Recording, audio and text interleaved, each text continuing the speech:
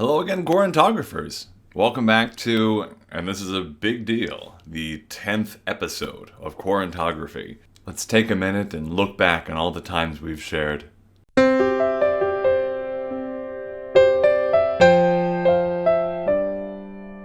Magical. This week we've been very hands-on, so I'm going to round out the week with just a quick little theory discussion, a topic that I think is probably underexplored, and that topic is aspect ratios. And we all think about it, but perhaps not in the depth that we need to. Very sexy, I know, but it needs to be thought about. I know most of us already think about aspect ratios in terms of vertical versus horizontal, portrait versus landscape. Besides the actual physical question, can it even fit in my frame? There are a lot more subtle distinctions in aspect ratios that I think go under-examined. And it's a lot about how these aspect ratios kind of make us feel on a subconscious level when we look at a photo that's shot in that aspect ratio. So with that in mind, I'm going to start with one that I think has some of the strongest associations with it, 2x3. It's basically what most digital shooters are shooting by default. As long as we're not in medium format or micro four thirds or something like that, most of us are shooting 2.3 by default. And that, of course, has historical associations with 35mm film. In the film days, 35mm was associated with a kind of photographer who needed speed and high shot count over visual fidelity and detail. So a lot of the most famous 35mm images are journalistic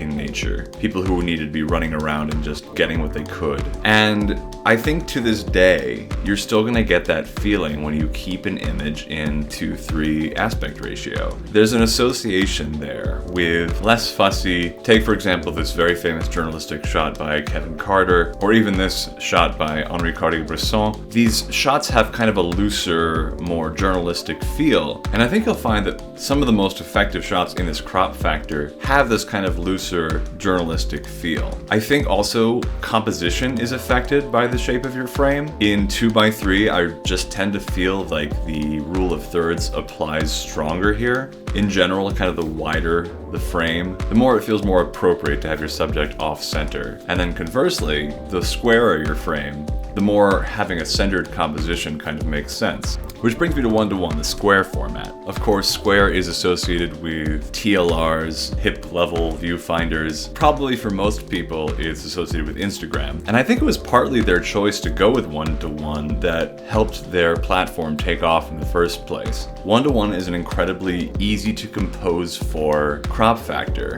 due to the fact that centered compositions perform very strongly in this format. And most people who are not photographers who haven't heard of the rule of thirds, for example, naturally gravitate towards a centered image. So 1:1 probably got the average shooter images they were happier with than they might have naturally gotten with their consumer cameras in the 4:3 or 2:3 aspect ratio. Since I briefly mentioned 4:3, we talk about 4:3 and 5:4 in kind of the same area here. These are kind of squarer aspect ratios, a little bit squatter, and they're often associated with portraits and the vertical orientation. I think it's because using anything narrower in a vertical orientation just starts to look a little unwieldy when it's on its side like that. 2x3 you can kind of get away with. I do like that Bresson image, but 2x3 is really the limit, and even then, I personally prefer to start seeing them on the squarer side when they're in the vertical orientation. Don't even get me started on 9x16 vertical story orientation. That is the only situation where that's even close to acceptable. But let's get to the associations with 3:4 and 4:5. In art history, most of the portraits you've ever seen painted are in an aspect ratio close to 4:3 or 4:5. And then when you get to photography, these are the aspect ratios that are favored by medium and large format cameras, respectively. 4:3 is the same aspect ratio as a 6:4:5 medium format camera. 4x5, of course, has associations with a 4" by 5" large format camera. Same with the 6x7 medium format aspect ratio, which due to some complications with the measurement of the film space is actually in the 4:5 aspect ratio. In my experience, shooting in these aspect ratios 3:4 and 4:5 allows you to compose with a center-weighted composition in a more effective way. I find in these squarer formats, the more I start leaning towards rule of thirds, the less it seems to work. But that's a personal preference. I've absolutely seen examples to the contrary. But it's interesting to think about also why photographers and painters would favor these square crops when, on the other side of things, cinematographers